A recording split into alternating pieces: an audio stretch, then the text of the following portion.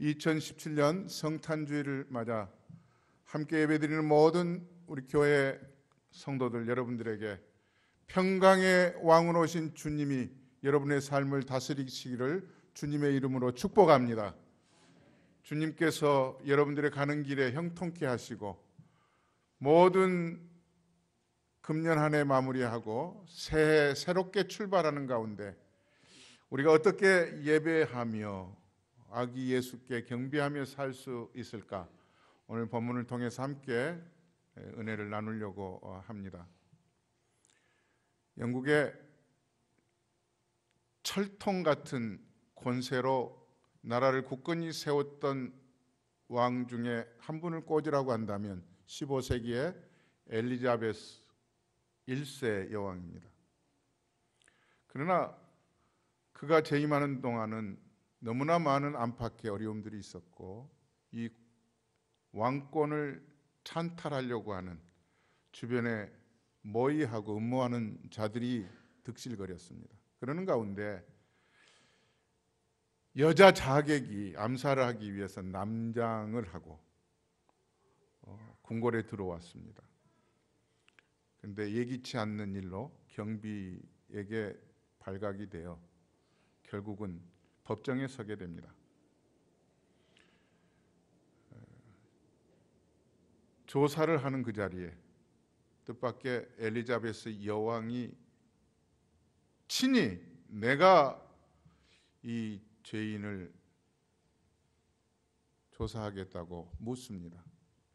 너는 어째 해서 자객으로 들어와 나를 죽이려고 했느냐? 누구누구에 의해서 내가 조종을 받아 이 자리까지 왔는데 큰 죄를 지었습니다. 한 번만 용서해 주시면 평생을 왕을 위해서 살겠습니다. 모든 조사 끝에 음모자들을 전부 사형에 처하고 만약에 내가 너를 살려준다면 무엇을 하겠느냐 묻습니다. 무엇이든지 조건이 있겠습니까? 무슨 일이든지 하겠습니다. 이 자객은 15세기 엘리자베스 여왕이 재임하는 동안 궁궐에서 역사에 남을 만큼 왕을 위해서 충성하며 생명까지 바쳤다고 하는 그런 역사적인 기록을 남기고 있습니다. 그는 왕으로부터 받은 특혜가 자기의 삶을 왕을 위해서 충성하도록 옮겨간 것입니다. 오늘 우리는 아기 예수 탄생하신 날 하나님이 우리에게 영원히 죽어 마땅한 저희들을 친히 예수님을 십자가에 메어 달게 하시면서 용서해 주심으로 은혜 받는 날입니다. 저와 여러분들이 이 자객처럼 주님의 은혜로 하나님의 은혜로 마음에 담고 하나님께 충성하면서 사는 은혜 받는 자의 모습으로 살아가실 수 있기를 주님의 이름으로 축복합니다. 이게 우리에게 필요하다는 사실입니다. 당시 아기 예수를 이 땅에 보내주신 하나님께서는 소식을 전하실 때 궁궐의 소식을 전하지 않았습니다.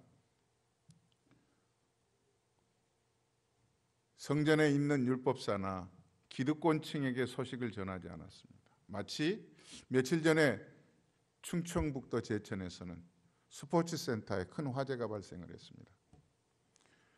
뜻밖의 작은 화재였는데도 많은 인명피해가 있었다고 하죠. 29명이 죽고 30명 이상의 부상자가 나왔는데 밖에서 발을 둥둥 거리는 사람이 한 사람이 있었습니다. 우리 형님이 스포츠센터에 들어가셨다고 하는데 소식이 없습니다. 어떻게 하면 좋습니까?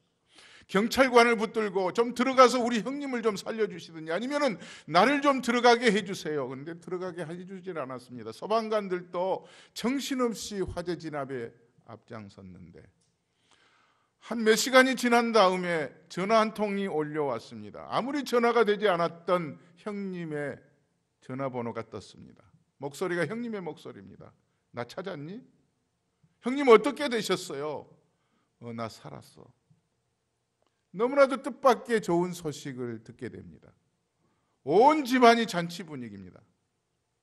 그러나 여러 사람들은 가족을 잃어버리는 아픔 때문에 고통을 당하고 있는 것이었습니다. 하물며 오늘 우리는 그보다 더 기쁜 소식이 있습니다. 목자에게, 들에서 양을 치던 목자에게 하나님의 천사가 이 세상에서 가장 좋은 소식을 들려줍니다. 천사가 이르되 무서워하지 말라. 보라, 내가 온 백성에게 미칠 큰 기쁨의 좋은 소식을 너희에게 전하노라. 오직 다윗의 동네에 너희를 위하여 구주가 나셨으니 곧 그리스도 주시니라.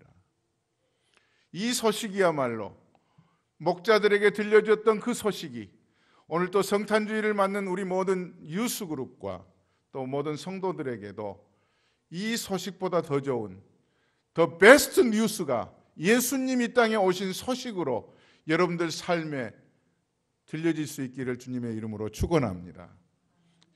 또 한편으로 하늘에 큰 별이 떴습니다.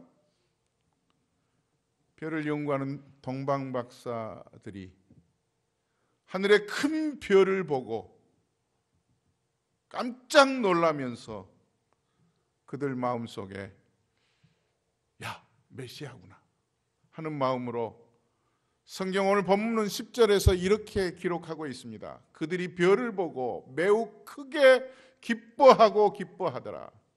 얼마나 기뻤으면 매우 크게 기뻐하고 기뻐하더라 이렇게 말을 해 주었을까요?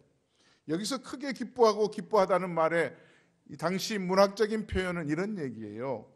그들이 기쁨으로 기쁨의 옷을 입었다 이런 얘기입니다. 그러니까 다시 말하면 기쁨으로 뒤범벅됐다 이런 이야기예요. 무엇 때문에 그래요? 별을 보았기 때문에. 그들은 they saw the star, 가장 큰 별을 보았다는 얘기예요. 다시 말하면 메시아가 오심을 징조로 보았다는 이야기예요. 그리고 아기 예수께 경배하러 나아가는 장면이 이어서 나오고 있습니다. 우리가 동방박사들이 아기 예수께 엎드려 경배하는 그 자세를 통해서 우리가 신앙생활하면서 어떤 자세로 예배에 참석을 하고 하나님께 나아갈 수 있는지를 오늘 세 가지로 우리에게 보여주고 있는데, 넘버 원, 첫 번째가 크게 기뻐하고 기뻐하는, 기쁨으로 뒤범벅대면서 예수님께 나아오는 동방박사와 같은 모습이 여러분들에게 반드시 있어야 된다는 사실입니다. 기쁨으로 뒤범벅대면서 오늘 동방박사들이 이렇게 얘기하지 않아요? 그들이 별을 보고 매우 크게 기뻐하고 기뻐하더라. 집에 들어가 아기와 그의 어머니 마리아가 함께 있는 것을 보고 엎드려 아기께 경배하고. 다시 말하면 예배하러 나올 때 마음속에 여러분들 의사 선생님에게 가면은 심장이 잘 뛰는지 건강한지를 앞과 뒤로 청진기로 이렇게 대보는 것처럼 여러분들 마음속에 오른손을 들고 이렇게 대고 정말 내가 오늘 예배하는 자세가 하나님께서 기뻐하시는, 하나님이 좋아하시는 마음으로 예배하는지, 기쁨으로 예배하는지, 어쩔 수 없어서 나가야 되겠다, 짜증스러운 마음으로 나가는지 오늘 하나님이 보시기를 원하십니다. 기쁨으로 주 앞에 뒤범벅된 채, 기쁨이 가득 채워진 채 예배하는 모든 어린아이들부터 성도들 여러분들 되시기를 간절히 축복합니다. 기쁨으로 예배할 수 있기를 바랍니다. 즐거움으로 예배할 수 있기를 바랍니다. 두 손 들어 찬양할 수 있기를 바랍니다. 마음을 활짝 열어서 하나님 앞에 서시기를 주님의 이름으로 축원합니다. 두 번째로 오늘 성경은 우리에게 어떤 자세로 예배해야 되는지를 말씀합니다. 동방박사 세 사람이 아기를 보고 경배했습니다. 그리고 그들은 그냥 지나가지를 않았습니다. 그들은 준비해 가지고 간 보배 합을 열었습니다. 다시 말하면 우리식으로 말한다면 우리의 마음에 모든 드릴 수 있는 열린 마음을 가지고 주님 앞에 나가면서 보배 합 속에는 주님에게 가장 귀한 것으로 드리는 황금과 유향과 몰약을 드렸습니다. 이걸 설명할 수는 시간은 없지만 정성을 다해서 드렸다고 하는 이야기입니다. 우리가 미국의 책 가운데 이런 책을 소개합니다. 레이몬드 맥도날드 알덴이라고 하는 사람이 쓴 Why the Chimes Rang, 왜 차임벨이 울리는가, 왜 차임벨이 울렸는가. 이 책 속에 보면 어느 예배당에 아름다운 소리를 내는 차임벨이 있었는데 한 번도 크리스마스 때 이 차임벨이 울린 적이 없습니다. 들려오는 모든 전설에 의하면 오직 크리스마스 주일날 하나님 앞에 예배하면서 드리는 예물을 드리는 그 순간에 누가 하나님의 마음을 감동시키는지, 하나님이 감동되는 예물을 받으실 때 차임은 울린다는 얘기입니다. 모든 예배자들이 오늘 또 혹시 내가 드리는 예물로 이 소리를 들을 수 있지 않을까, 정성껏 마음을 다해서 드리는데도 울리지를 않습니다.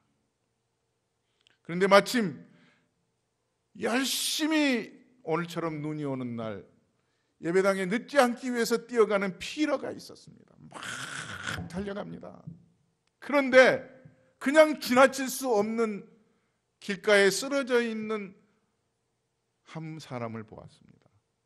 그냥 지나치려고 하는데 너무나 헐벗고 숨이 끊어지지는 않았는가 해서 붙들고 그를 등에 업고 예배당으로 달려갔고, 예배당에 들어가는데 모든 사람들이 예물을 마지막 드리고 이제는 곧 다른 순서로 넘어가려고 하는데 마음속으로 잠깐만요!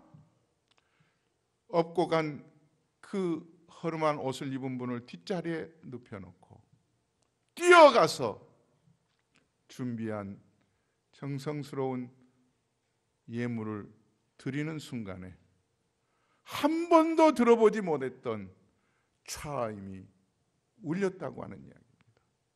Why the chimes rang? 사랑하는 여러분, 하나님께서는 우리들의 귀한 마음, 정성스러운 마음, 깨끗한 마음을 받으시기를 원하십니다. 어린아이들이 교회에 나오면 엄마가 준 헌금으로 일부를 막 들고 왔다 갔다 해요. 집에서 깨끗한 봉투에 일불이든 콜어든 담아서 정성스럽게 어린아이들 손에 들려주시고, 우리들이 드릴 때에도 정성껏 마음으로 다하여 과부의 두 렙돈처럼 드릴 때 하나님의 나라에서 하나님의 기쁨의 소리로 차임이 울린 것처럼 울려 퍼지는 축복이 우리의 삶에 있을 줄로 믿습니다. 오늘 세 번째로 우리가 생각할 수 있는 건 12절 말씀에 보니까 동방 박사들이 하늘의 큰 별을 보고 헤롯 대왕을 만났습니다. 헤롯이 이렇게 부탁한 거예요. 혹시 메시아가 어느 곳에 태어났는지를 알게 되면 나에게 알려주시오. 나도 그에게 가서 경배하겠소. 이 말은 속 뜻이 아니었어요. 속으로는 나보다 더 큰 왕이 어디서 태어나, 내가 그를 죽여버릴 거야, 이런 못된 마음을 가지고, 그러나 겉으로는 나도 경배할 거야 이랬는데 동방 박사들이 예수님 태어난 장소를 알았잖아요. 그런데 꿈에 하나님의 사자가 알려줍니다. 헤로데에게 가지 마. 가서 얘기하지 마. 그렇게 얘기를 하고 내가 너희들에게 가라는 대로 가게 할게. 이 말을 들은 동방 박사들이 하나님의 말씀에 순종했습니다.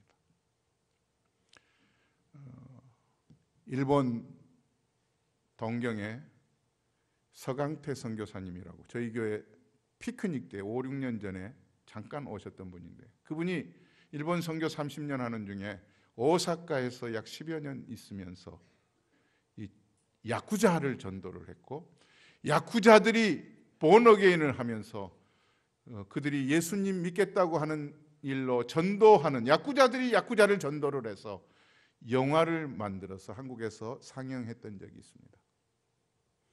그때 예배 시간에 야쿠자 3사람이 예배당에 나왔습니다. 그리고 간증하는 시간입니다. 그들이 하나님 앞에 야쿠자들의 입을 통해서 찬양을 하고 3사람이 나왔는데 3사람이 이렇게 간증을 합니다. 우리는 3가지가 똑같습니다. 하나는 우리들이 다 야쿠자입니다. 온몸에 문신이 있습니다. 2번째 똑같은 점은 우리의 부인이 다 한국 사람입니다. 그리고 3번째 똑같은 것은 하면서 3사람이 다 이렇게 들어 보이는데 스크린에 있는 것처럼 마지막 새끼손가락이 잘려 있습니다. 이 다 똑같은 거예요. 새끼손가락이 잘렸다는 것은 야쿠자 세계에서 다시는 야쿠자로 돌아오지 않겠다고, 야쿠자를 떠나겠다고 하면 두목이 그 표시로 새끼손가락을 잘라냅니다.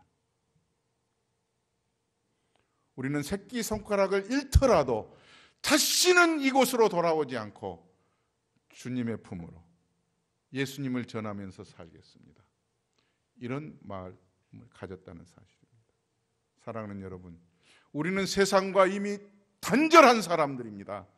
주님의 복음을 위해서 하나님의 사랑을 받은 자로서 우리의 손가락은 잘리지 않았지만 구습을 쫓는 옛사람을 벗어버린 사람들입니다.